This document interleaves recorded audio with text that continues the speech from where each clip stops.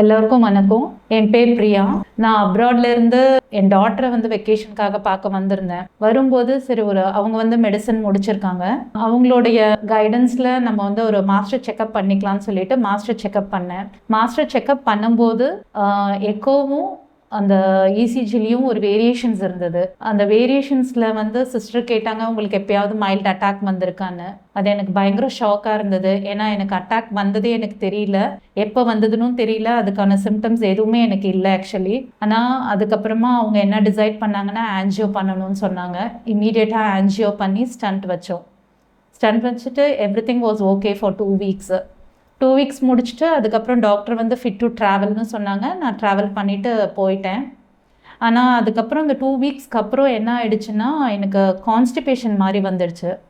அந்த கான்ஸ்டிபேஷன் எதனாலன்னு தெரியல. மைட் பி ஆன்சைட்டியா, ஸ்ட்ரெஸ்ஸா, எதைய மெடிசனா, என்னோடய பாடி சேஞ்சஸ் தான் என்னால் அதை ப்ரெடிக்ட் பண்ண முடியல.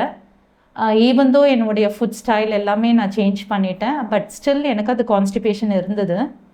அது என்ன ஆயிடுச்சுன்னா ஒவ்வொரு வாட்டியும் எனக்கு மோஷன் போகும்போது பயங்கர பெயின்ஃபுல்லாக இருந்தது. கிட்டத்தட்ட after 2 weeks of my stent replacement எனக்கு ஒரு 8 to 9 weeks I was suffering from this pain. பயங்கர பெயின் ஆக்சுவலி. நம்ம மோஷன் போகிறது ஒரு சாதாரண விஷயம் சொல்கிறோம். ஆனால் அதை போல அப்படின்னா அது என்ன பெயினுங்கிறத நான் லிட்ரலாக அனுபவித்தேன்.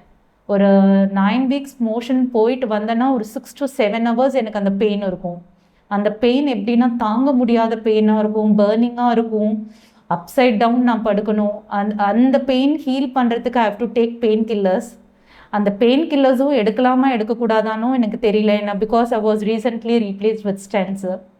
ஸோ இதெல்லாம் பயங்கர கன்ஃபியூஷன். அந்த பெயின் இன்டாலரபிளாக இருந்தது. மார்னிங் ரொட்டீன் முடிச்சுன்னா ஈவினிங் ரொட்டீன் பண்ணும்போது திருப்பி அந்த பெயின் ப்ரெசிஸ்டண்ட்டாக இருக்கும்.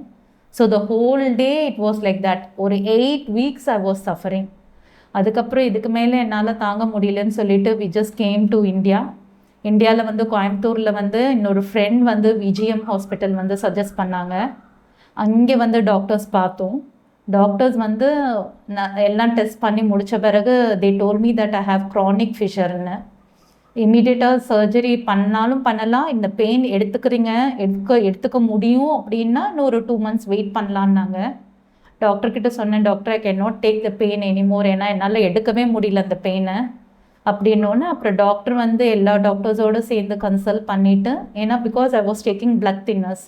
இந்த பிளட் தின்னர்ஸ் எடுக்கிறதுனால எனக்கு இம்மீடியட்டாக ஆப்ரேட் பண்ண முடியாது. ஏன்னா எனக்கு அந்த பிளட்டோடைய கட் பண்ணால் அதோட ஃப்ளோ கண்ட்ரோல் பண்ண முடியாதுன்னு சொல்லிட்டு டாக்டர் அதுக்கு ஒரு பிரிட்ஜிங்கான டேப்லெட் கொடுத்து ஒரு இன்ஜெக்ஷன் கொடுத்து அதுக்கப்புறம் 1 வீக் ஹாஸ்பிட்டலில் ஸ்டே பண்ண வச்சு என்னோடய எல்லா பேராமீட்டர்ஸும் செக் பண்ணாங்க. லைக் பிபிலேருந்து என்னோடய பிளட் சுகர் லெவல், தென் என்னுடைய பிளட் எப்படி கிளாட்டிங் ஆகுது, இது எல்லா பேராமீட்டர்ஸும் செக் பண்ணி day and night sisters, doctors, every one எல்லா ரவுண்ட்ஸில் செக் பண்ணி எனக்கு அந்த பிரிட்ஜிங் இன்ஜெக்ஷன் கொடுத்துட்டு 1 வீக் கழித்து எனக்கு சர்ஜரி பண்ணாங்க. சர்ஜரி பண்ண ஒரு நெக்ஸ்ட் டேவே எனக்கு பெயின் இல்லை. எனக்கு அந்த வூண்ட் பெயின் மட்டும்தான் இருந்தது.